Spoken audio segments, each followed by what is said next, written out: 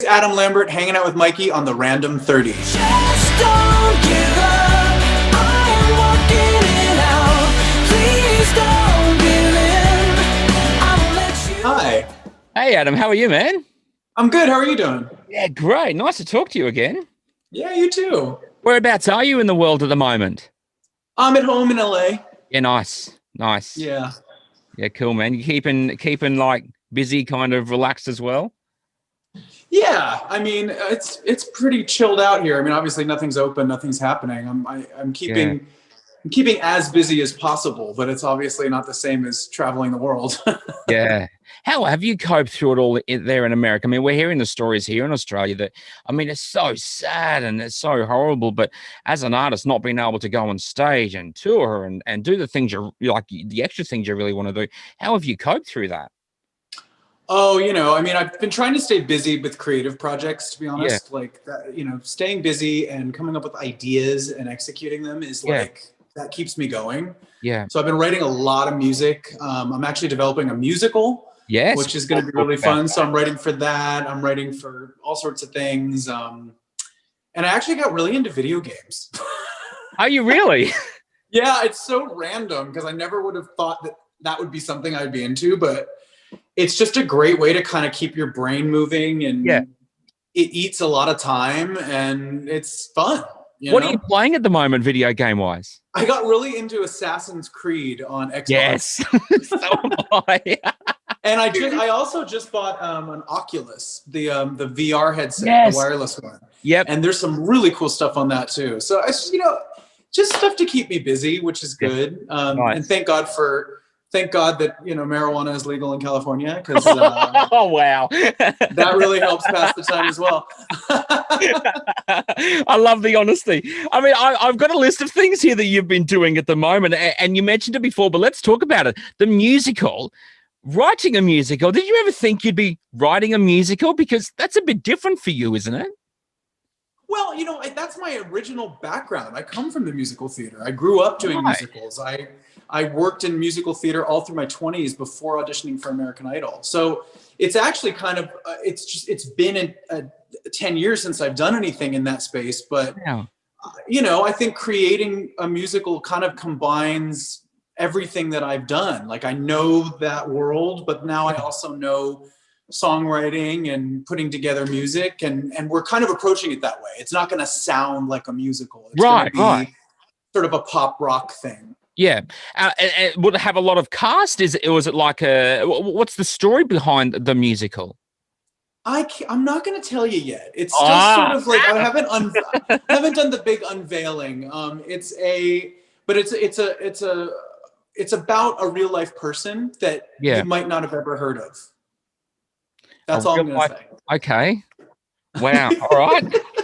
You should work in radio. UT's great. I've picked up some tricks here and there. I bet you have. Hey, congrats too, by the way, having the #1 album with Queen in November. Congrats on that. That was wild. That was really cool. I mean, it was these little victories that we have during COVID are really necessary. So little highlights, little perks that happen. We were really excited to put that together.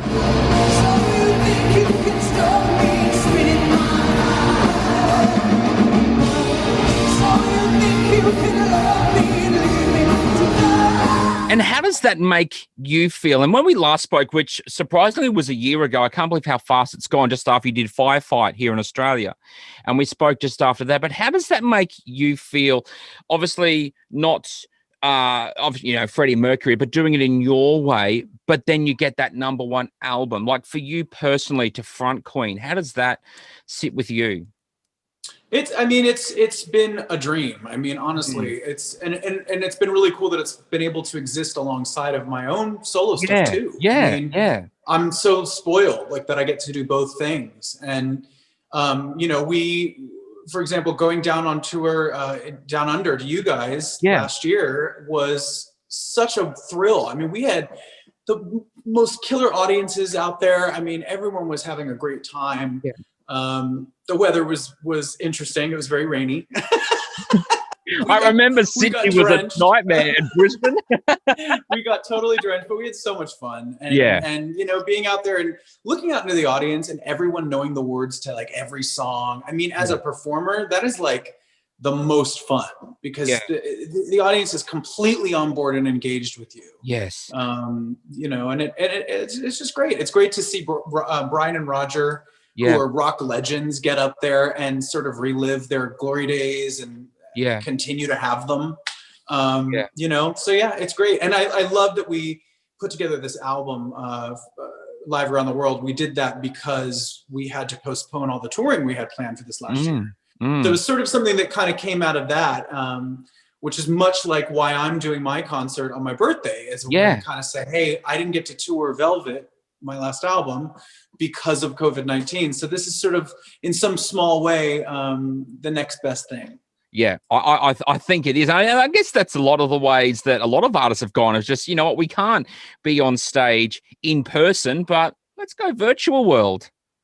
Yeah, exactly. Why not? Virtual world. And I'm doing it in a venue on the Sunset Strip. I'm doing it at the Roxy. Yeah. So it'll feel like an authentic experience. Just imagine you're there with your drink ticket and come on in. And actually, that's actually a good point too. Is that if you're if you usually wouldn't be old enough to get into that club, this is a way to get in. What are you promoting right now, Adam? Virtual drinking. So we've gone from illegal stuff that's legal, and we've gone from virtual drinking. It's legal here. Let's talk about this show that you're doing on your birthday. Normally fans and family and friends give you birthday presents, but you're giving us a birthday present in this show. Tell us about this show, because this is quite special for you, not being able to do what you wanted to do, but you wanted to give back to your fans, and on your birthday. Happy birthday, by the way. Thank you so much. Tell us about that, mate. What was the idea behind it? Well, I can't have a party because of the rules we have right now for COVID. So I wasn't going to be doing anything. So I just figured, we had January sort of blocked out as the month that we could do something.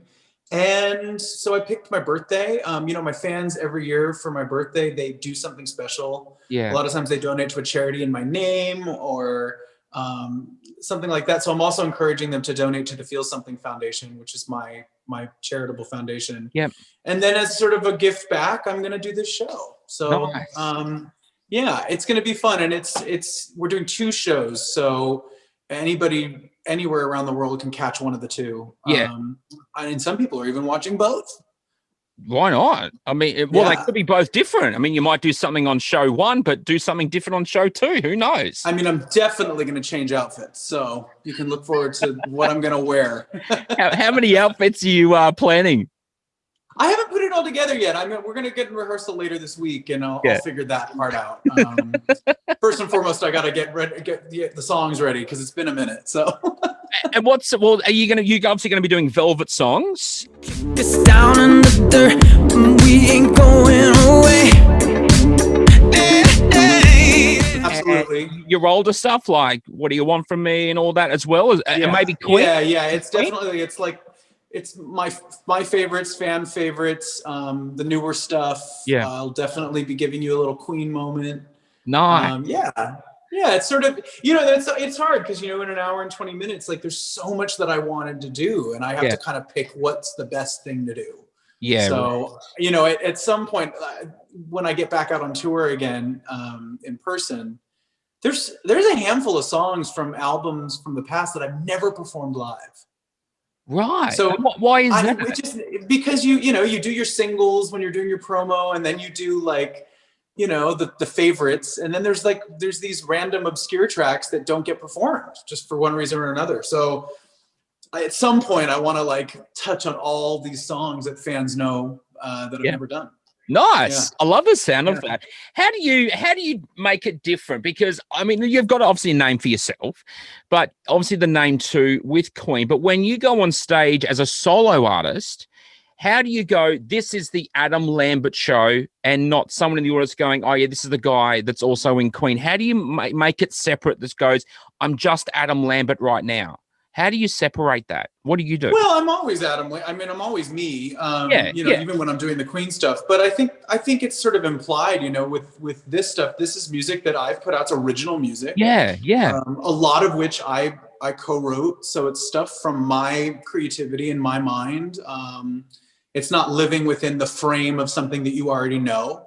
So it's just it's just a different experience. Right. And what are you doing? I mean, post this show, which is what we're promoting, what are you doing in 2021? What else are the plans? Well, Queen and I postponed the tour that we were supposed to do in the UK and Europe. We postponed it a year, and we're still waiting to find out if that's even going to happen. We're not sure. I mean, I don't know how likely it is. Yeah. But who knows? Maybe maybe the vaccine will get around the next month. Because even your solo tour obviously got postponed as well. So how are you going to work that with? Well, no, the solo tour got canceled. It's a bit different. So it's done. We couldn't. It's unfortunate, but it's a business thing. I mean, it's hard. It's really hard. It's hard to maintain that momentum that we had from album promotion. Yeah, maybe when you go back with Queen and tour, maybe you can stick some Velvet songs in the shows. Maybe, There's one or two in there that I think could work. I think "Love Don't" would be good with Brian on guitar. Or "Superpower." I don't know. But we, for the rest of this year, I'm definitely going to continue to work on this project that I'm working on, the musical, and I did a voiceover for a Netflix animated series that's coming out this year. Just going to try to stay busy with creative stuff, If I had you, that would be the only thing I ever need. Yeah, if I had you, then money, fame, and fortune never could be. Lambert, thanks so much for hanging out. Thank you.